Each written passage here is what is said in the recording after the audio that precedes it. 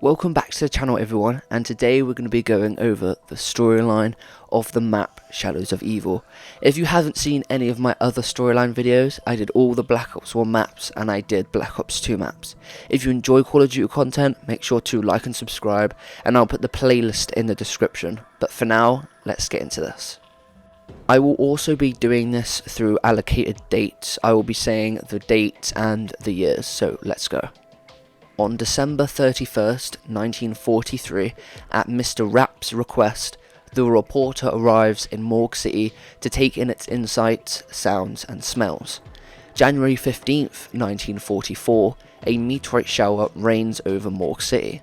On January 30th, 1944, the reporter notes strange mould now growing all over the city. He also notes people are getting sick and acting delirious. February 13th, 1944, a fruit vendor tells the reporter about the ancient order of the Keepers and how they're the only ones holding back the forces of the apocalypse. He talks of people hearing chanting from beneath the city. March 30th, 1944, the reporter sends Mr. Rapt a telegram providing details and contact information for Nero, Jessica, Floyd Campbell and Jack Vincent. April 5th, 1944, aware of the Shadow Man's actions, Monty writes to the reporter, warning him not to give the summoning key to anyone.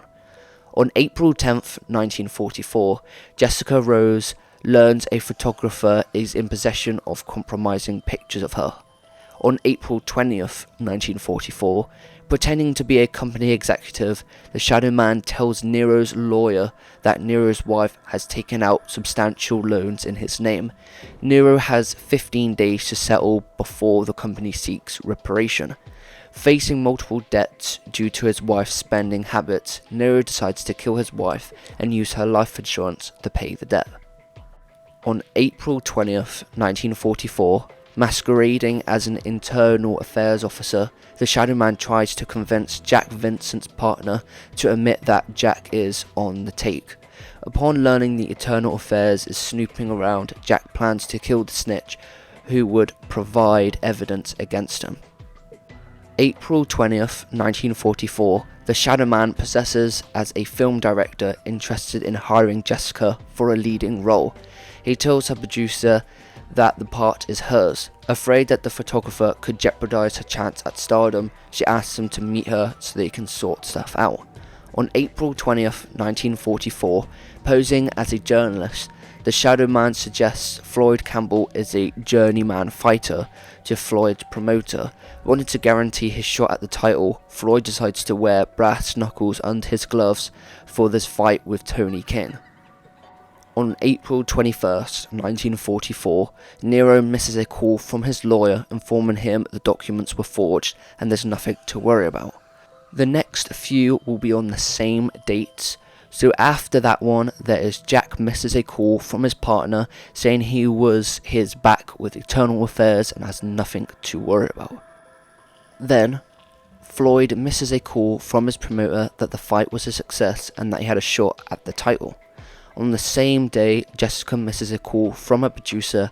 He says he didn't have a good feeling about the director and it didn't work out. However, he scored her a lead in a musical he and his partner are financing. Then Jessica kills the photographer and secures the incriminating photographs. Jack kills the snitch, who could turn him over to Internal Affairs. Floyd kills Tony King in a boxing match and cashes in on his winnings, and Nero kills his wife in a work accident, cashing in her insurance policy to square away the debts. Then on the same day, Richtofen arrives in Morgue City to secure the summoning key. Then, the day after, Richtofen learns the reporter has the summoning key and confronts him. The reporter waves Monty's letter at Richtofen and orders him to stay away before attacking him. Richtofen kills the reporter in self-defense. Then on April 25th, 1944, Nero, Jack, Floyd and Jessica are knocked unconscious at the Black Lace Club. They wake up in a twisted version of Morgue City, shifted slightly from reality. Told they atone for them sins by the Shadow Man, all four are tricked into performing rituals. Jessica sacrifices her producer, Jack sacrifices his partner, Floyd sacrifices his promoter, and Nero sacrifices his lawyer. Completing the rituals, the Apophegons are given access to Dimension 63.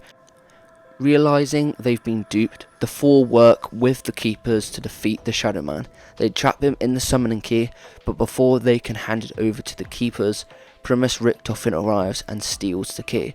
Richtofen travels to Dimension 2210 to secure an innocent Richtofen soul. He delivers the soul to the house. From within the summoning key, the Shadow Man states, "I will be seeing you."